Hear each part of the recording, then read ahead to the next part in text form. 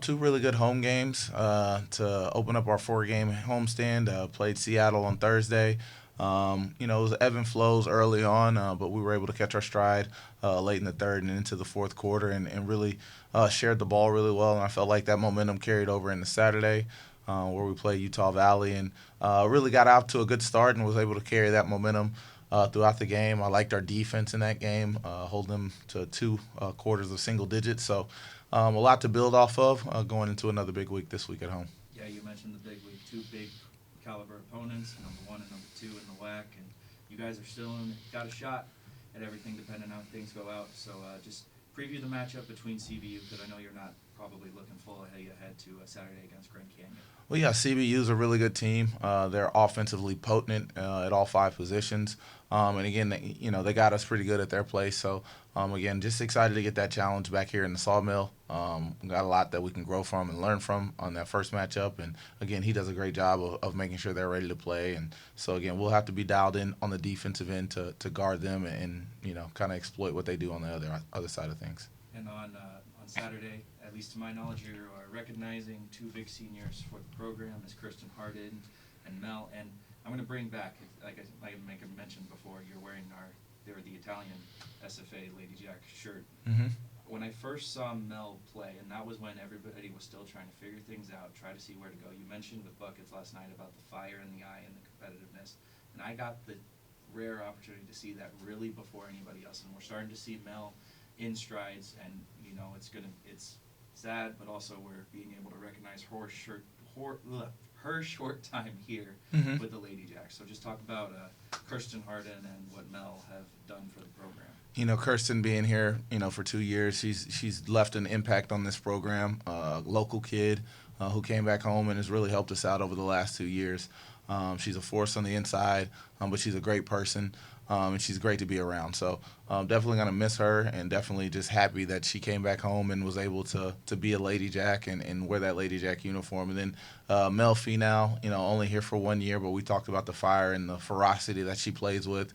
I feel like that kind of reverberates through our team.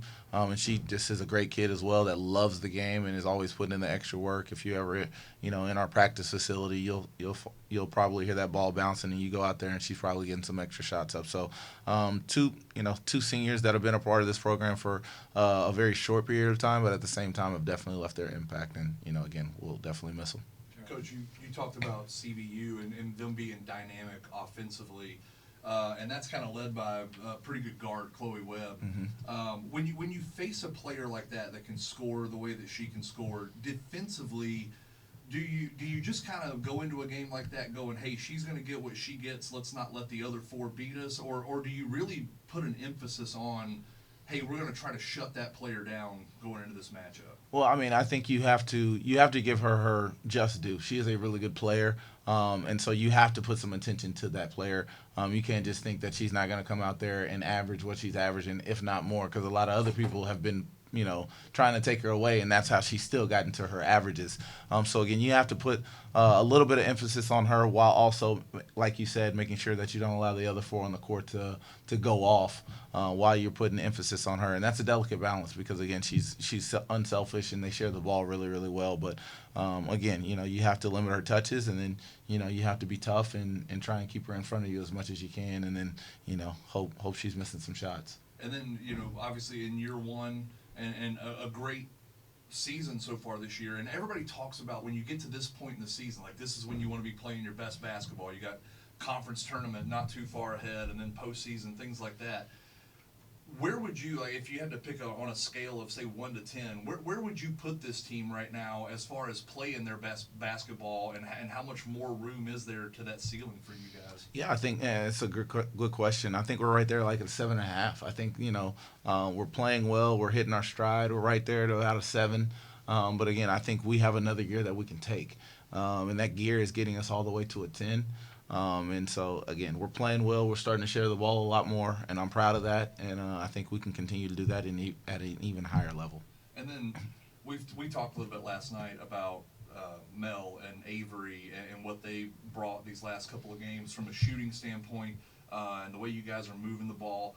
these last two games, obviously huge confidence builders to win a couple of games as big as you guys did here at home. How does that translate into practices for your players, and how's that energy been for you guys? Yeah, I mean, again, like you said, when you're winning games, everything's good, everybody feels good, and so you want to carry that momentum into practice, and you want to make sure that you're building off of that momentum. And again, credit to our players; they came into practice on Monday with a lot of spirit and a lot of ferocity, ready to get after it because they know this is a big week. But I'll also say that last week they attacked it the same way. So I'm just proud of our group and showing some maturity in the preparation standpoint. Two big games. When you got to cram the Coliseum game for the last home game. $5 tickets against Grand Canyon. Anything you want to say to Knack and everybody else watching to get them to come? Well, this is what I want to say. I want to say this group has been working extremely hard over this year to come together and to put a product on the floor that Nacogdoches and everybody at Stephen F. Austin will be proud of. I'm proud of them, so definitely come out and give them a look because, again, they've been working extremely hard to represent you guys in a first-class manner. So really proud of them, and I want everybody to come out to the Sawmill and be loud and wear purple. Two more chances to see the Ladyjacks in the Sawmill this Thursday against CBU, and then this Saturday against Grand Canyon. Coach, thanks for the time. Love you, Mom. Axe 'em Jacks.